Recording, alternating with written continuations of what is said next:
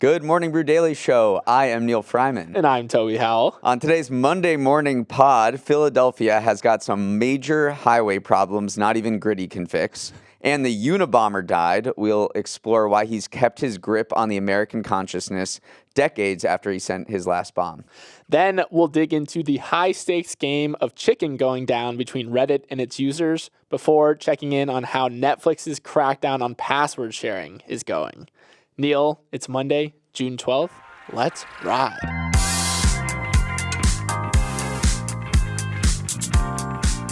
All right, Neal, we're back. It's Monday. Give me one quick highlight from the weekend before we get into the news. So I went to a concert at Summer Stage in Central Park, which is a really cool venue. It reminded me of the Globe Theater a little bit.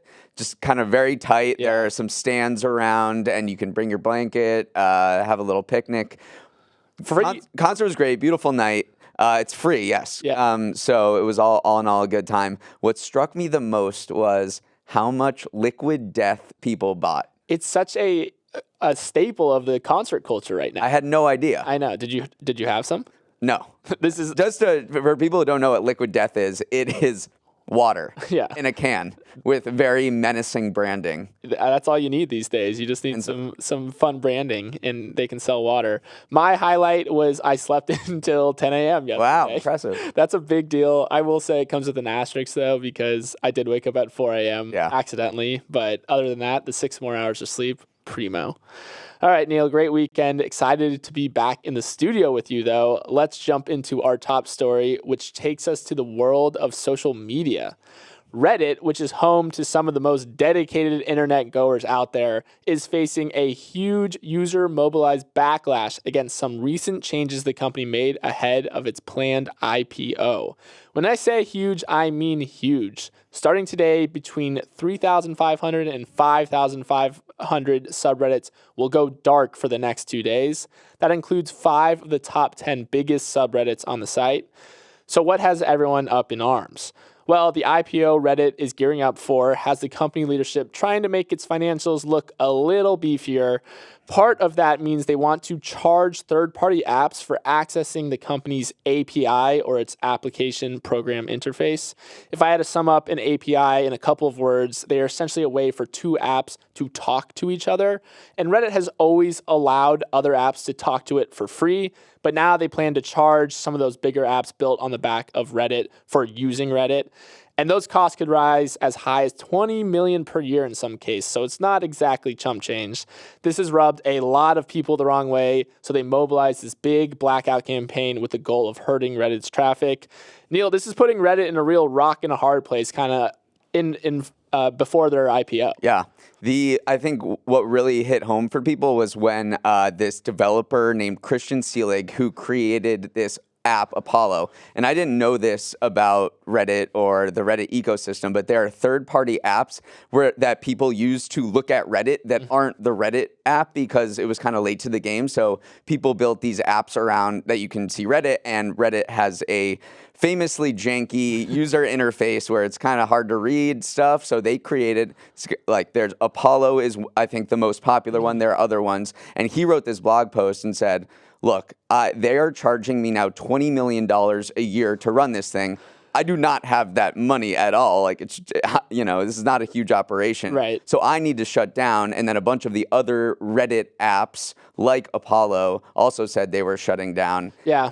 I mean, and then he and the Reddit CEO got into this crazy war on words, and they're all like calling each other names. And so it is a complete lack of trust between Reddit leadership and its users and its moderators that kind of make its ecosystem flourish. Yeah, the CEO did an AMA, which is an Ask Me Anything. It's an absolute staple of Reddit culture. And every single answer he responded with got instantly downvoted into oblivion. Reddit uses upvotes and downvotes. And it was crazy. Before it could even be posted, it already had 2,000 downvotes. So yeah, it just illustrates how little trust there is between leadership and Redditors right now. I also was digging into some of the comments across the internet and seeing what the reaction is. And people are going even further than just blacking out and not engaging in these popular subreddits. They're also advocating for people to delete their entire account and delete every contribution you've made to Reddit. So there's these apps that allow you to kind of wipe your internet history completely. And they're like, without us, Reddit is nothing. So I could see this snowballing into a really, really bad slippery slope for Reddit. So we'll see if that happens. Yeah, it is. I think it was a communication problem because the Reddit CEO came out and said, we are going to start charging for our API access for AI companies. So Microsoft, Google, like the huge tech companies of the world use Reddit conversations to train Bard, ChatGPT. And he's like, we probably shouldn't be giving all of this data away to Microsoft, which is worth, upwards of almost $2 trillion now. And so all of the regular Redditors were like, okay, that makes sense. Like, make your money on the big boys, and leave us alone. And then it turned out that the regular guys were getting hammered too. It's very similar to what Musk is doing at Twitter. He revoked free API access for developers to build on, and you have these like public transportation agencies that use Twitter data for a lot of things. And honestly, Morning Brew used Twitter API to let us know when someone was mentioning us on Twitter. Yeah. It was a very valuable piece of information because we could see what articles were trending and what people were saying about our articles. That channel has gone completely silent, which has been very frustrating for me, but we're not going to pay Musk, tens of thousands of dollars each year. Now we got to do it the old-fashioned way and just scroll through forever. Yeah. But my big takeaway is if there's one internet community you do not want to piss off, it is Redditors. So hell is coming for them, and we'll see how it plays out. We'll see if they blink. We'll see if Huffman, who's the CEO, blinks. Okay, to intro our next story, I want to give a little personal anecdote. So before I started at the Brew, which seems like decades ago, I lived in Philadelphia, and I commuted up to Princeton, New Jersey for work. And my route took me along an elevated stretch of Interstate 95 in Northeast Philadelphia every morning near Cottman Avenue. I remember it very well. Well, if I did that commute this morning, I'd have to find another route, because a whole chunk of I-95 in Northeast Philly collapsed to the ground yesterday morning after a tanker truck carrying flammable cargo caught fire at around 6:30 a.m. So now, if you look at pictures, which you definitely should, there's this big gap of concrete where a highway used to be, and I-95 is closed on this stretch until further notice. Somehow, this is the craziest part, that there were no immediate reports of injuries from this huge slab of concrete just collapsing to the ground from an elevated highway. So I just want to emphasize, this is a very busy highway that's close to the city center, and it's likely the most trafficked highway in all of Pennsylvania. About 160,000 vehicles travel on this road each day to go in and out of Philly. They're going to need to find another route. It's a main artery. The videos coming out on Twitter over the weekend were absolutely absurd. Some of the jokes being made were like, classic Philly making their own air quality problems after New York just went through its own air quality issues. But yeah, like the videos were apocalyptic, a huge stretch of highways gone. But Neal, this is kind of your road, so give me some of the details. It's my road, baby. How much did this cost? How much is it going to cost? And how big a deal is it? It's tough to say how big of a deal is it yet. They said it would take months to repair. Yeah. So they are beefing up SEPTA, which is the regional train system in the greater Philadelphia metro area, and people are just gonna have to find other routes. Luckily that for the big rig trucks, they go to travel from like Delaware through New Jersey up to New York City along 95. You don't really go through Philadelphia. There's this stretch of the Jersey Turnpike through South Jersey that kind of skirts all of this. And South Jersey people know what I'm talking about. Yeah, I've just been on this road so often. So it really affects people in the Philadelphia area. But I-95 in general, for people, I know we have a lot of international listeners and people who may not live on the East Coast. This is like the GOAT of all U.S. highways. Sees more vehicles traveled than any other road. It runs north-south from south of Miami all the way up to the Canadian border in Maine. Connects major cities like D.C., Baltimore, Philly, New York, up near Boston. This is crazy. This shows how dense the route is. Only 5 of the 96 counties it runs along are rural. So it passes by about 110 million people, and by carrying all of these people and goods, it facilitates 40% of U.S. GDP. Wow. Okay. According to the I-95 Corridor Association, which I guess is like... That sounds like I-95 propaganda. It might be I-95 propaganda, but if you drive along this and you see all of the economic activity along, passes by huge ports like the port of Newark, where they're just taking goods from, overseas and like shipping them out to warehouses. So we'll see how this affects economic we might be getting productivity. Some Carmageddon. We'll see if traffic goes crazy, but hopefully it does not. All right, Neal, thanks for my I-95 education piece right there. But let's move on to Netflix. Neal, not all decisions companies make for the sake of maximizing profits backfire as spectacularly as Reddit's. Yeah. In fact, a recent one made by Netflix seems to be paying off big time. So Netflix has been cracking down on password sharing. They rolled out more stringent rules internationally before bringing it to the US in the past few weeks.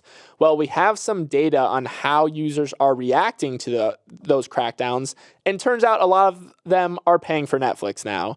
Data analytics firm Antenna released a report that showed a huge jump in U.S. subscribers for Netflix right as password sharing started getting curbed. On May 26th and 27th, it saw close to 100,000 daily signups, and average signups from that period, May 23rd to May 27th, were 102% higher than its 60-day average. That's an even bigger spike than in the signups from the initial phase of COVID lockdowns in March of 2020. So, Neal, it looks like this crackdown is working for Netflix. Yeah. I mean, I was thinking about like whether this is really going to move the needle in any way. Like, is this kind of just like a lump sum payment that you get, and then it's because it's not going to change the long-term growth trajectory of Netflix, right? Well, I mean, you're just like recouping costs that you should have had at the beginning, and everyone's going to sign up who hasn't signed up already, and we're kind of like using another person's account. I think it shows that people really have FOMO about Netflix. Yeah. Netflix still drives like a huge amount of the cultural conversation. You want to be watching the show that everyone else is talking about. And so I do think this is going to be kind of a slower burn where you want to stay in the loop on Netflix, and if you can't watch anymore, right, piggybacking off your parents' account, or actually last time I said that people were piggybacking off their parents' account, a lot of people said, my parents are picking off my account. So whichever way you have it, I do think more people are going to start paying for Netflix. It does show the cachet of Netflix, I agree. And this was just one part of a dual-pronged effort to recoup some costs, boost subscriber growth in this age of like the streaming wars, of a little austerity there. So the other prong was this ad plan, which I think was $6.99 a month that they rolled out recently. That also is going really well. The plan attracted nearly 5 million monthly active users across the globe in the first quarter. And also, these users are actually more generative to the company as well, because they pay a subscription fee, and then there's ads on top of that. So it's kind of strange that Netflix did not do this for its entire existence. They resisted it. And then these two things, and the U-turn on password sharing too, because only a few years ago they were saying stuff like love is sharing your password. Netflix is having a fantastic year, up 25% in the last month and 129% for the year. So the changes they've been making have been working. The key will be whether they can turn the money that they're getting now to funnel it back into content and create the next Stranger Things that will create more organic growth than these kind of, I don't want to say the password like gimmicks. I'll just say it. Making money is making money.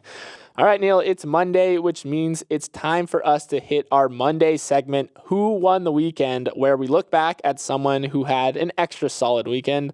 Although, remember, I slept until 10 a.m. yesterday, so it's tough to think about anyone who had a better weekend than me. But I'm up first, Neal, and my winner of the weekend is Dr. Deep Sea, who just completed a stay of 100 days living in an underwater hotel, which set the world record for most consecutive days living underwater. First of all, epic nickname, Dr. Deep Sea, but his real name is Dr. Joseph Deturi, and he's a biomedical engineer who teaches at the University of South Florida. He said that the goal of his stay was to study the effects of underwater living on the human body. There's still a lot of research to parse through, but he and his team are specifically looking at how pressure might affect the body, and especially how it might reduce the effects of aging. Jury is still out on all that data, but so far the one conclusive piece of evidence from the study is that Dr. Deep Sea shrank. He came out a full half-inch shorter than he went in. And Neal, I feel like the whole underwater living part isn't that crazy. It's the fact that he stayed in a confined, isolated environment like an underwater hotel for 100 days that was truly surprising to me. It's really impressive. I've become a lot more claustrophobic recently for some reason. I felt like 5 years ago I probably could have pulled off maybe a week down there. Yeah. But now I don't know. I just like my brain goes in weird places in very confined spaces. So I do not think I would last more than 3 hours down there. What about you? I wouldn't last very long either. And I actually, this hotel, underwater hotel, is in Key Largo, Florida. Yeah. I've definitely seen it before, because if you've seen those YouTube videos of, I stayed in an underwater hotel from like a Mr. Beast or like a Ryan Trahan or something.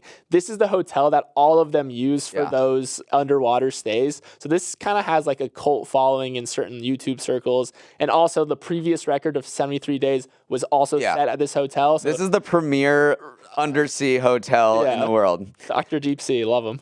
Let's go to my winner of the week, which is Alex Soros. This guy is 37 years old, and he just got handed the keys to a $25 billion empire.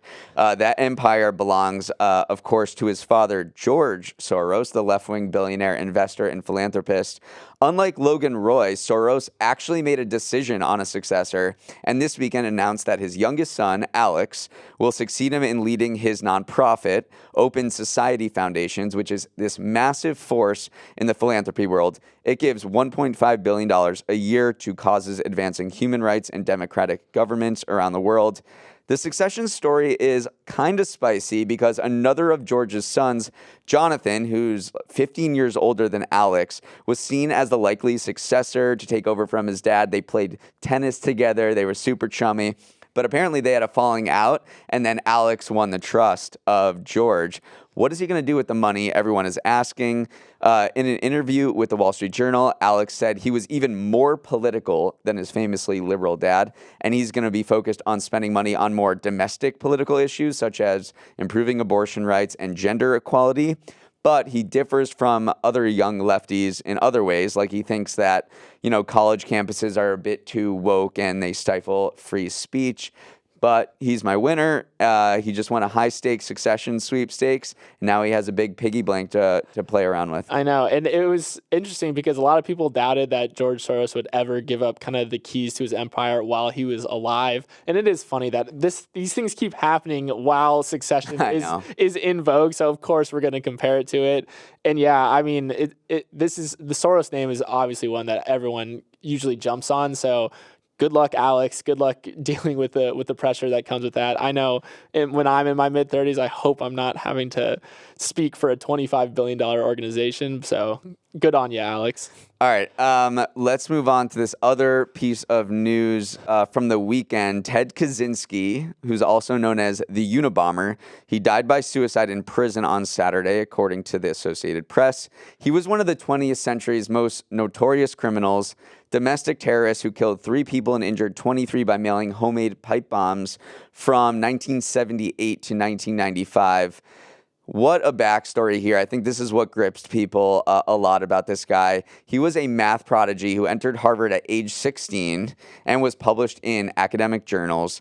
When getting his PhD at Michigan, a member of his dissertation committee estimated that only 10 or 12 people in the entire country understood his topic. But something snapped. He moved to this shack in Montana where he started a bombing spree.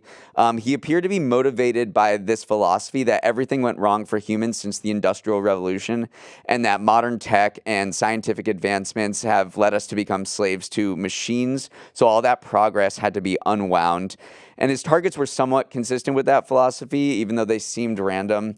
He bombed airplanes, was a big target. He targeted the president of United Airlines, the owner of a computer rental store, an ad executive, and a timber lobbyist. How he got caught is very fascinating. He wrote this 35,000-word manifesto explaining this anti-modern society philosophy. And it was published in the Washington Post and the New York Times because the FBI said you should do this because they think he would stop doing it and it would lead to clues to help his discovery. So his brother was reading this, and he recognized his writing style and tipped off authorities who nabbed him in Montana in 1996.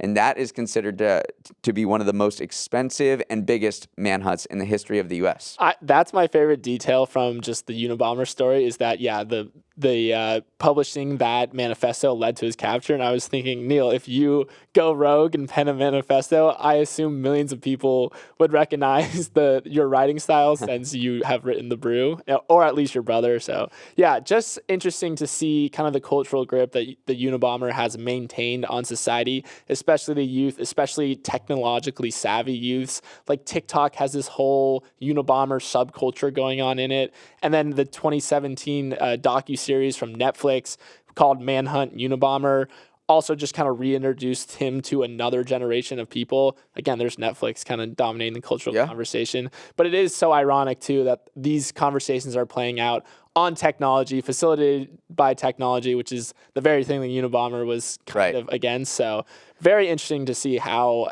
he's just still culturally relevant to this day. Yeah, and people say that we shouldn't ascribe so much to his philosophy and what he was saying and what like his motivations, because he was kind of diagnosed as a paranoid schizophrenic, so he may not be fully there and competent in putting together a coherent political ideology.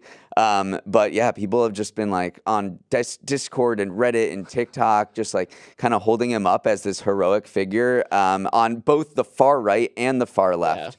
Yeah. So I assume we're going to see documentaries about him in years to come. Let's move to our final Monday segment where we preview what you can expect the week ahead.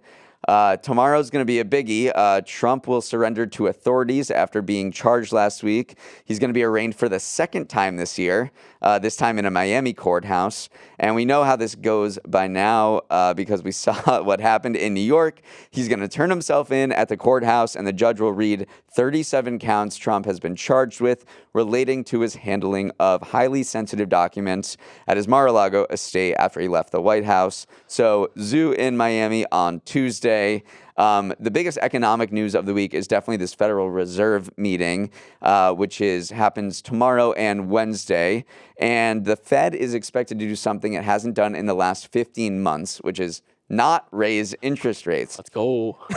The Fed thinks it might be time to hit the brakes, to wait and see how all the previous interest rate hikes have slowed down the economy and are filtering through things like mortgage rates and bank loans and things like that.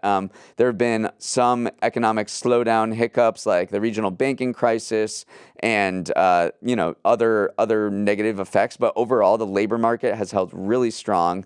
So people don't think this is going to be the total end of rate hikes, but it might be a pause just to kind of take a breath, see what's been happening over the last 15 months. We need a breather. Thank you, please. All right, and then to the sports calendar, it's a big week for sports. The Denver Nuggets and the Las Vegas Golden Knights are closing in on championships. And then the U.S. Open for golf tees off on Thursday. This is the first major since LIV and the PGA Tour announced they were linking back up in a move that really shocked the world and had all of these geopolitical currents, since the new venture is going to be backed by $3 billion of the Saudi investment fund. Who knew golf was going to create so many storylines for us? But yeah, we're going to be watching the U.S. Open. I also love the rough videos just showing how deep the rough is going to be. Is the rough going to be deep? Oh, it's always deep. So I'm expecting carnage as well. And then on Friday we got Wes Anderson movies. So is that going to? Sorry, I'll just explain. Wes Anderson's Asteroid City is coming out in select theaters on Friday. Wes Anderson has been a huge trend on TikTok. People are making videos in his brand and his particular style. Is this going to increase or decrease the amount of Wes Anderson content? Well, I think it's going to increase sales to Asteroid City because, again, he kind of experienced not a revival. Like Wes Anderson's always been popular, but especially with the youths and the TikTok audience. So I'm kind of expecting this to be one of his biggest movies ever, just from a commercial perspective, because of the TikTok machine and what it's done to his brand. All right, you heard Toby. And then Sunday is Father's Day. So start thinking of ideas. Thank you. That is our show. Thank you for everyone who wrote in with personal finance questions for Money with Katie. Great questions. Great questions. We're actually going to record that later today. So we will get back to you, your emails. Just be a little patient. And thanks again for writing in. If you want to write in general, you can send us a note at morningbrew@morningbrew.com. Huge shout out to our crew for making the show happen. Emily Milliron is our editor and producer. Samantha Velas and Raymond Liu are the associate producers. Uchenna Ogu is our technical director. Billy Menino is on audio. Hair and makeup has gone underwater to break Dr. Deep Sea's record. Good luck. Devin Emery is our chief content officer, and our show is a production of Morning Brew. Great show today, Neal. Let's run it back tomorrow. Until that.